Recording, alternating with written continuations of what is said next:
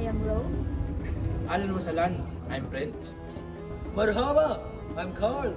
Today, we're sharing 10 things that you must know about Saudi Arabia, my friend. Inshallah, you will learn something new. So if you're ready, Allah, let's go! Saudi Arabia is the birthplace of Islam. Diri nimo makita ang Mecca ug Medina, the holiest cities. every year, millions joins Hajj Mashallah. So inspiring kaayo. Saudi is ruled by a monarchy, my friend, ha? Ang leader nila is the king from the Al Saud family. Taib? Okay, understand, my friend?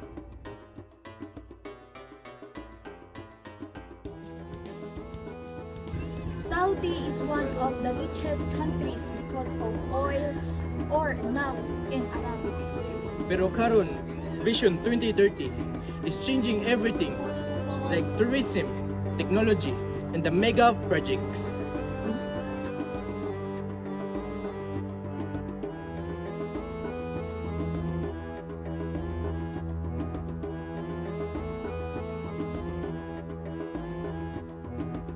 Saudi is building Neom, the light, in the cities that looks like from the sci-fi movies. Wala! Futuristic kayo, my friend. Diba?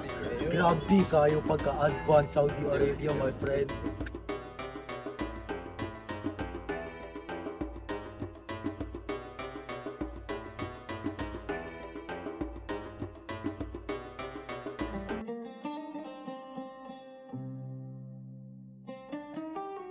Saudi is very cultural and religious.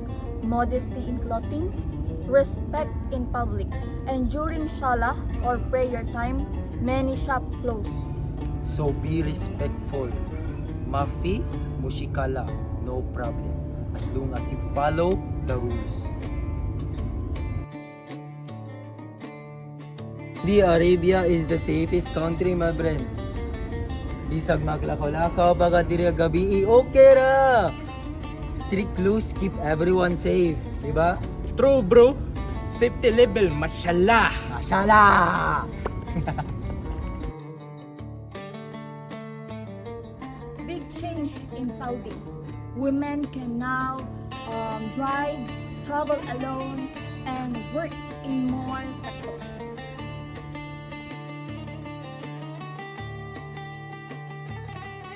Saudi weather?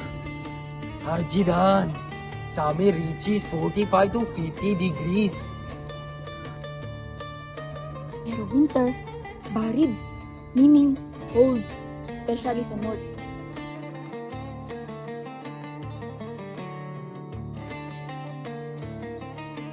Arabic is the official language.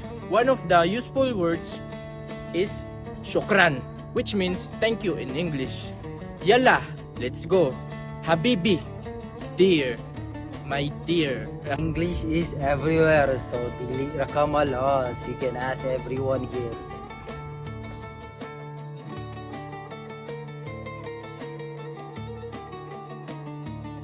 The food, mashallah, lami kaayo. Kabsa, shawarma, mutabag, super filling. In their Arabic coffee, gagwa with tamar. Classic Saudi vibes. Habibi, gutom na kayo.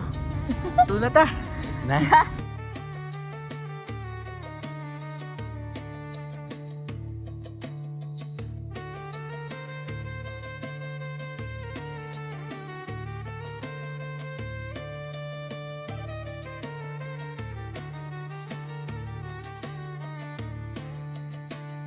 And that's it.